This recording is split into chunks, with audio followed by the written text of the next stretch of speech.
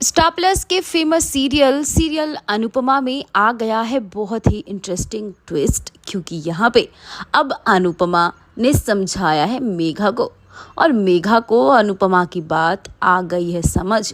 क्योंकि जिस तरीके से मेघा अपने पागलपन पे उतारू थी आद्या को लेकर, वो किसी को भी नुकसान पहुंचा सकती थी।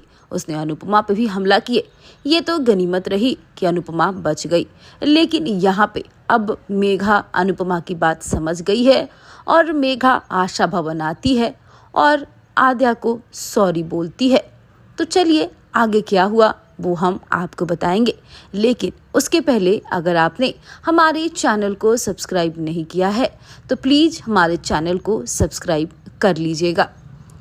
दरअसल स्टार प्लस के इस सीरियल में जैसे ही अनुपमा ठीक होकर घर आती है, घर के तमाम लोग उसे मना करते हैं कि नहीं जाना है मेघा के पास, लेकिन उसकी एक ही जिद होती है कि उसे मेघा के पास जाना है।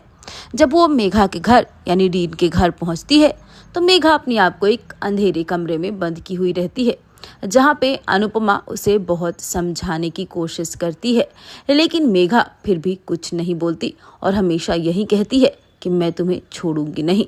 तुमने मुझसे मेरी प्रिया छीना है, तुमने क्यों किया मेरे साथ ऐसा, मैंने तुम्हारा क्या बिगाड़ा था।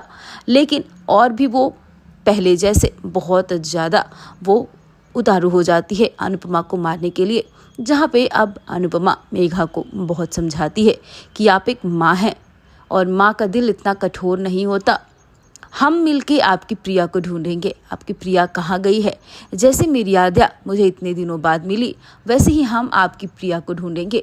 सबसे पहले तो आपको इस अंधेरे से निकलना होगा, तब तो आप अपनी प्रिया को ढूंढ पाओगी। या फिर अगर आपकी प्रिया आपको मिलती है तो आपको इस हालत में देखकर उसे भी बहुत दुख होगा कि मेरी माँ कैसे बन गई है, मेरी माँ कैसी थी और यहाँ पे वो कैसी हो गई है।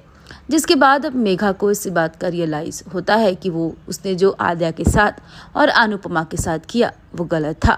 उसके बाद अब मेघा आशा भवन आती है और वो आद्या से माफ़ी मांगती है कि बेटा मुझे माफ़ कर दो, मैंने बहुत गलत किया तुम्हारे साथ और अनुपमा के साथ। मैं कभी अब ऐसा नहीं करूँगी और तुम्हारे सामने कभी आऊँगी भी नहीं। लेकिन यहाँ पे सबसे बड़ा सवाल कि क्या अब उसे आद्या माफ़ कर पाएगी? कमेंट करके हमें ज़रूर बताइएगा।